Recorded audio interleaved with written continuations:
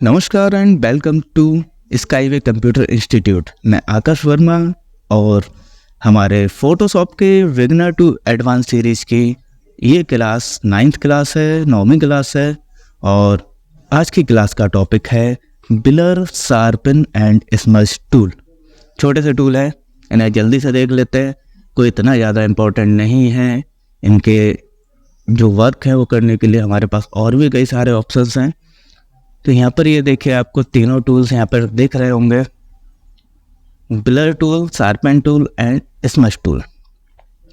तो blur tool का जैसे कि नाम से ही जाहिर है कि ये चीज़ों को ब्लर करने के काम आता है।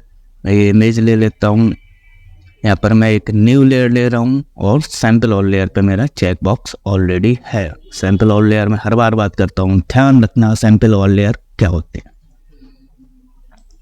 इसको मैं ब्रश का साइज बढ़ा रहा हूँ थोड़ा सा और इसको ब्लर कर रहा हूँ।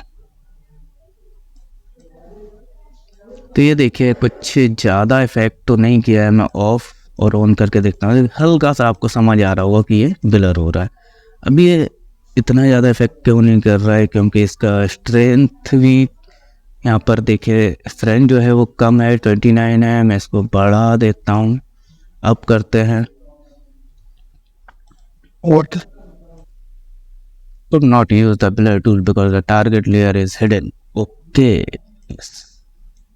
अब देखिए ब्लर करने लगा है और ये अब आपको शायद समझ आ रहा होगा कि ब्लर हुआ है। तो ब्लर क्या करता है, चीज़ों को धुंधला कर देता है, पिक्सल को मर्ज करने का जैसा कोशिश करता है और वो इमेजेस धुंधली हो जाती है। अब हम लोग ब्लर करते क्या, सीधी सी बात देखिए। कैमरे में आपने देखा होगा, DSLR कैमरे जो होते हैं वो क्या करते हैं, ऑब्जेक्ट को फोकस रखते हैं और बाकी चीज़ों को ब्लर कर देते हैं। तो ऐसा करने के लिए भी हम ब्लर का यूज़ कर सकते हैं, लेकिन हमारे साथ एक ये रहा। मैं इसका स्ट्रेंथ बढ़ा के यहाँ से ब्लर कर रहा हूँ, हल्का हल्का आपको दिखेगा, क्योंकि ये कोई ज़रूरी टूल नहीं है ब्लर करने के लिए। हमारे पास और भी काफ़ी सारी चीज़ें होती हैं जिनसे हम लोग चीज़ों को ब्लर कर सकते हैं। यहाँ से भी ब्लर कर रहे हैं और ये देखिए मेरा बहुत कम इफेक्ट इस पर कर रहा है। बहुत कम इफेक्ट करने का रीज़न क्या है, F12 करता हूँ, इमेज को वापस रिवर्ट कर देता हूँ। रिवर्ट का मैंने आपको बता रखा है कि शॉर्टकट F12 होता है, जिससे इमेज हमारी फर्स्ट सिचुएशन में आ जाती है। देखिए दिक्कत कहाँ आ रही है, क्योंकि हम अगर इमेज साइज को देखें तो ये बहुत हाई रेजोल्यूशन, इसका ओरिजिनल साइज जो आप देख रहे हैं 3979 पिक्सल इंटू 5968 पिक्सल है। ये बहुत हाई रेजोल्यूशन है। इसका हम लोग रेजोल्यूशन कम करने की कोशिश करेंगे, इमेज को छोटा करने की कोशिश करेंगे। हम इसको रख लेते हैं 30%। ओके,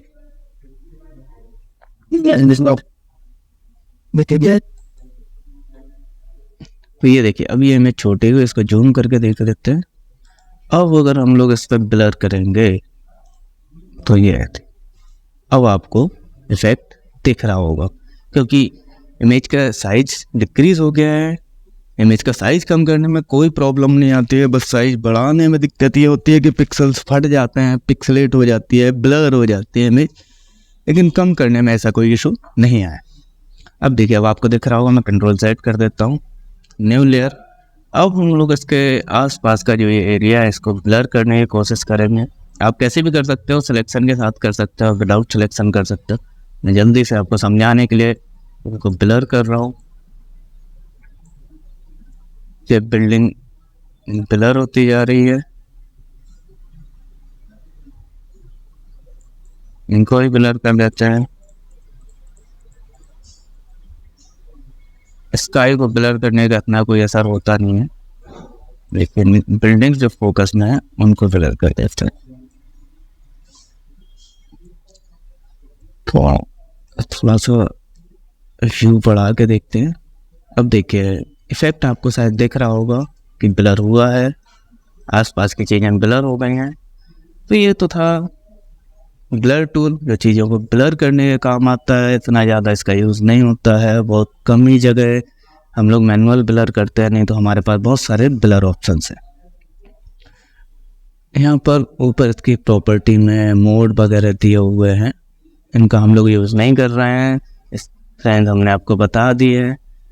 अब हम लोग बात करते हैं अगले टूल की, जो कि है शार्पन टूल। अब देखिए शार्पन टूल क्या करता है, मैं जैसे यहाँ पर कुछ डिटेल्स इसमें थी जो ब्लर करती गई, मैं वापस से इस पर शार्पन टूल चला रहा हूँ, ये देखिए चीज़ों को वापस उबेर रहा है। लेकिन इसका ज़्यादा यूज़ करना चीज़ों को ख़राब करना हो सकता है, जैसे कि मैं इसके फेस पर यहाँ पर थोड़ा सा शार्पन टूल यूज़ करके दिखा रहा हूँ आपको।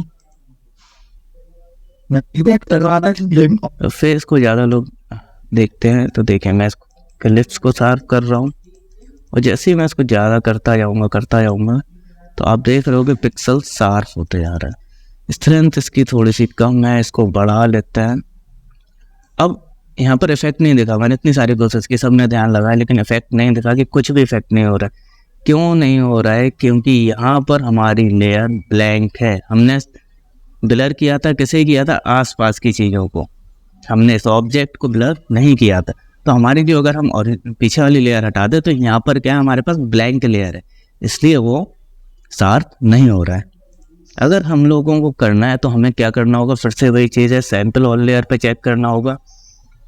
अब करते हैं, तो ये देखिए शार्प कर दिया, लेकिन ये खतरनाक टूल है जो कि हमारी इमेज को बिगाड़ सकता है, और उसने बिगाड़ भी दिया है।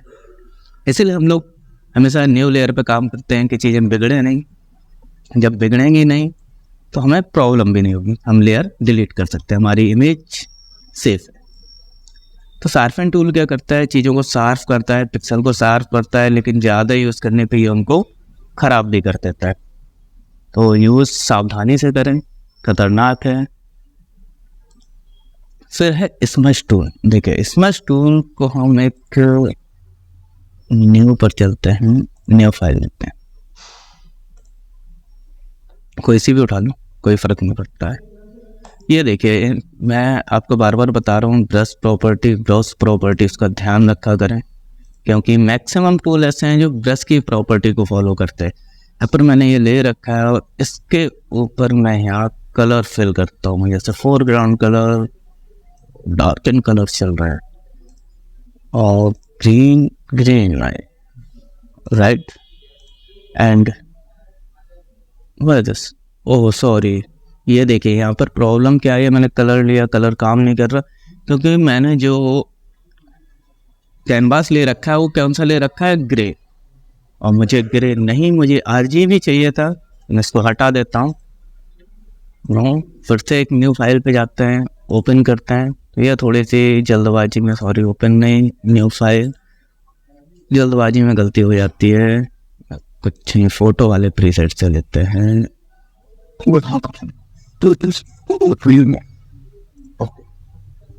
अब यहाँ पर चेक कर लेते हैं कि दोबारा से वही गलती तो नहीं हुई है। RGB है, और RGB में हम लोग कलर फिल कर जाएंगे। अच्छा स्मैश टूल ले रखा है, मुझे ब्रश से फिल करना था, ये रहा। मैं फिर से कलर चेंज कर रहा हूँ, मैं थोड़ा सा लाइट कलर इसका ले रहा हूँ, और इसको फिल कर रहा हूँ। तो आप यहाँ देख सकते हो दोनों कलर के वेरिएंट हमें दिख रहे हैं। अगर थोड़ा सा हम लोग हार्ड ब्रश से इसको फिल करेंगे तो ये देखिए ये दिख रहा है। तो स्मश टूल का बेसिक सा यूज़ पेंटिंग वगैरह में होता था, किस लिए होता था? कलर को ब्लेंड करने के लिए। अब ये दो हैं तो हम इसको ऐसे ब्लेंड कर सकते हैं, ये बहुत अच्छे से ब्लेंड होता है। अगर आप पेंटिंग वगैरह कर रहे हैं तो वहाँ इसका यूज़ कर सकते हैं। जो कलर को ब्लेंड करने के काम आता है, ये देखिए कलर को उसने ब्लेंड कर दिया। अगर आपको चीज़ों को खींच के इंक्रीज करना है तब भी आप स्मैश टूल का यूज़ कर सकते हैं। यहाँ पर आते हैं वापस इस इमेज पे, हम लोग इस इमेज पे यहाँ भी देखिए आपको एक चीज़ ध्यान रखना है, सैंपल ऑल लेयर का ऑप्शन है, चेक कर लीजिए, न्यू लेयर लीजिए, तभी कोई ऐसी खुरापात करिए। मान लीजिए मुझे क्या करना है, इसके शोल्डर को थोड़ा सा ऊपर उठा, ब्लर हो रहा है, इसका मतलब इसकी स्ट्रेंथ हमें कम करनी पड़ेगी।